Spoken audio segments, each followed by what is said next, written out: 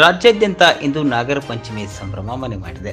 ಶ್ರಾವಣದಲ್ಲಿ ಬರುವ ಹಬ್ಬಗಳಿಗೆ ಮುನ್ನುಡಿ ಬರುವಂತಹ ವಿಶೇಷ ಹಬ್ಬ ಎಂದರೆ ನಾಗರ ಪಂಚಮಿ.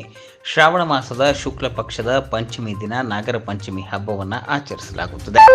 ನಾಗರ ಪಂಚಮಿ ಎಂದರೆ ಒಡಹುಟ್ಟಿದವರ ಹಬ್ಬ, ಹೆಣ್ಣು ಮಕ್ಕಳ ಹಬ್ಬ. ನಾಗಪ್ಪನ ವಿಗ್ರಹಕ್ಕೆ ಹಾಲು ಎರೆದು ಆಚರಿಸುವ ಹಬ್ಬವಾಗಿದೆ. ಈ ಹಬ್ಬಕ್ಕೆ ಗರುಡ ಪಂಚಮಿ ಎಂಬ ಹೆಸರು ಕೂಡ ಇದೆ. ನಾಗರ ಪಂಚಮಿ ಎಂದು ಶ್ರದ್ಧಾ ಭಕ್ತಿಯಿಂದ ನಾಗರ ಕಲ್ಲಿಗೆ ಅಥವಾ ಹುತ್ತಗಳಿಗೆ ಹಾಲೆರೆದು ಪೂಜೆ ಸಲ್ಲಿಸಲಾಗುತ್ತದೆ. ನಾಗಪ್ಪನಿಗೆ ಹಲವು ವಿವಿಧ ಉಂಡೆಗಳು, ಕರಿ ಎಳ್ಳಿನಿಂದ ಮಾಡಿದ ಉಂಡೆ, ಚಿಗಳಿ, ತಂಬಿಟ್ಟು, ಹಸಿ ಅಕ್ಕಿ ಮತ್ತು ಬೆಲ್ಲವನ್ನು ಬೆರೆಸಿ ಮಾಡಿದ ತಂಬಿಟ್ಟಿನ ನೈವೇದ್ಯವನ್ನು ಮಾಡಲಾಗುತ್ತದೆ.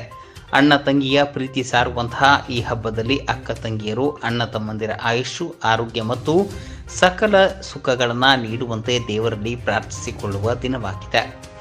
ಹುತ್ತಕ್ಕೆ ಹಾಲು ಎರೆದು ಹುತ್ತದ ಮಣ್ಣನ್ನು ಹೊಂಕಳು ಅಥವಾ ಬೆನ್ನಿಗೆ ಹಚ್ಚಿ ಒಳ್ಳೆಯದಾಗಲಿ ಎಂದು ಹಾರೈಸುತ್ತಾರೆ. ನಾಗದೇವತೆಗಳಿಗೆ ಅನುಗ್ರಹ ಮತ್ತು ನಿಗ್ರಹ ಮಾಡುವಂತಹ ಸಾಮರ್ಥ್ಯ ಇರುವುದರಿಂದ ಸರ್ಪ ಪೂಜೆಗೆ ವಿಶೇಷವಾದ ಮಾನ್ಯತೆಯನ್ನು ನೀಡಲಾಗಿದೆ. ಇನ್ನು ಉತ್ತರ ಕರ್ನಾಟಕದಲ್ಲಿ ಈ ಹಬ್ಬ ಮತ್ತಷ್ಟು ವಿಶಿಷ್ಟವಾಗಿರುತ್ತದೆ. ಈ ಹಬ್ಬದಲ್ಲಿ ಮನೆಗಳಲ್ಲಿ ಮತ್ತು ಊರಿನಲ್ಲಿ ಜೋಕಾಲಿ ಕಟ್ಟಿ ಹಾಡುವಂತಹ ವಿಶಿಷ್ಟ ಪದ್ಧತಿ ಇದೆ. ಹಿರಿಯರು ಕಿರಿಯರು ಭೇದವಿಲ್ಲದೆ ಜೋಕಾಲಿಯನ್ನು ಆಡ್ತಾರೆ.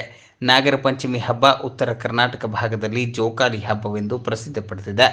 ನಾಗರ ಪೂಜೆಯನ್ನು ಮಾಡಿ ಸುಬ್ರಹ್ಮಣ್ಯನ ಆರಾಧನೆ ಮಾಡಿದರೆ ನಮ್ಮ ಇಡೀ ಕುಟುಂಬವನ್ನು ಇಡೀ ನಾಗಪ್ಪ ಕಾಯುತ್ತಾನೆ ಎಂಬ ನಂಬಿಕೆ ಇದೆ. ಈ ಸಂದರ್ಭದಲ್ಲಿ ಸರ್ಪಗಳ ಪ್ರಾರ್ಥನೆ ಮಾಡಿಕೊಂಡಾಗ ಆಸ್ತಿಕ ಮುನಿಗಳು ಸರ್ಪ ಯಜ್ಞ ಮಾಡುವ ಜನಮೇಜಯ ರಾಜನನ್ನು ಪ್ರಸನ್ನಗೊಳಿಸುತ್ತಾರೆ. ಜನಮೇಜಯ ರಾಜನು ವರವನ್ನು ಕೇಳು ಎಂದು ಹೇಳಿದಾಗ ಆಸ್ತಿಕ ಮುನಿಗಳು ಪ್ರಾಣಹಿಂಸೆ ಮಹಾಪಾಪವಾಗಿದ್ದು ನೀವು ಈಗಾಗಲೇ ಮಾಡುತ್ತಿರುವ ಸರ್ಪಯಜ್ಞವನ್ನು ಕೂಡಲೇ ನಿಲ್ಲಿಸಬೇಕು ಎಂಬ ವರವನ್ನು ಕೇಳಿಕೊಳ್ಳುತ್ತಾರೆ. ರಾಜ ಜನಮೇಜನು ಆಸ್ತಿಕ